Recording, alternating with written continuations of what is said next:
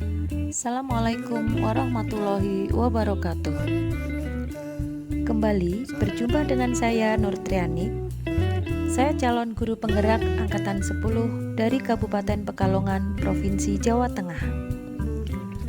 Pada video kali ini, saya akan memaparkan kesimpulan dan refleksi tentang pemikiran Ki Hajar Dewantara pada modul 1.1 koneksi antar materi. Pada dasarnya, pendidikan dan pengajaran tidaklah sama. Mengapa? Karena pengajaran adalah bagian dari pendidikan. Sedangkan menurut Ki Hajar Dewantara, proses pendidikan dalam memberi ilmu untuk kecakapan hidup secara lahir dan batin. Sedangkan pendidikan pada hakikatnya adalah menuntun atau memberi tuntunan terhadap segala kekuatan kodrat yang dimiliki anak agar ia mencapai keselamatan dan kebahagiaan yang setinggi-tingginya, baik sebagai individu maupun sebagai anggota masyarakat. Jadi, sudah jelas ya, bahwa pendidikan menciptakan ruang bagi murid untuk bertumbuh secara utuh agar ia mampu memuliakan dirinya dan orang lain, serta hidup menjadi seorang yang mandiri. Sebelum mempelajari modul 1.1 tentang pemikiran Ki Hajar Dewantara, pembelajaran yang saya lakukan hanya sebatas transfer materi saja. Saya menganggap bahwa ketuntasan dalam penyampaian materi jauh lebih penting daripada memahami tentang karakteristik murid. Biasanya, saya hanya melihat nilai murid dari aspek kognitif saja.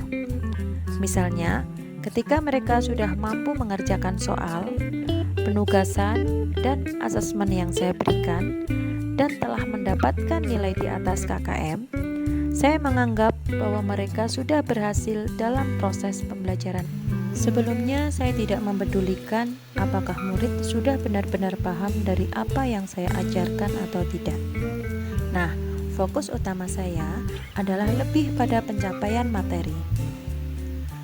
Mengingat materi yang saya ajarkan cukup padat pada tiap-tiap semesternya, saya pun hanya meminta peserta didik untuk menghafal materi yang saya ajarkan saja atau memikirkan bagaimana agar materi tersebut dapat dipahami dengan seutuhnya, sehingga saya pun sering merasa gagal dan mengeluh jika banyak murid yang tidak tuntas setelah melakukan evaluasi atau asesmen.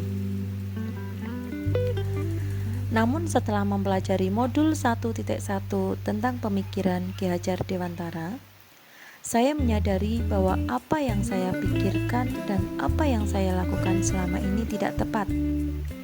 Seharusnya, saya melakukan proses pembelajaran secara menyeluruh. Bukan hanya aspek kognitif saja, namun juga afektif, psikomotor, spiritual, sosial, dan budaya. Murid bukan sebagai objek pembelajaran, melainkan subjek pembelajaran. Artinya, murid memiliki kebebasan untuk berekspresi, mengemukakan pendapat, dan berkreasi sesuai dengan metode atau model pembelajaran dan media yang tepat. Guru seharusnya sebagai fasilitator dalam pembelajaran. Guru pun harus ikhlas dan penuh kesabaran dengan segala ketulusan hati agar terwujud pembelajaran yang menyenangkan dan berpusat pada murid.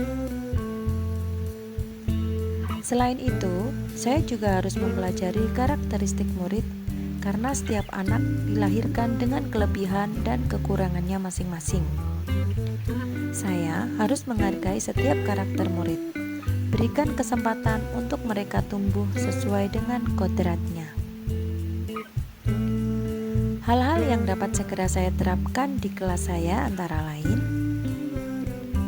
merancang pembelajaran yang interaktif dan menyenangkan dengan melibatkan murid sesuai dengan metode student-centered learning.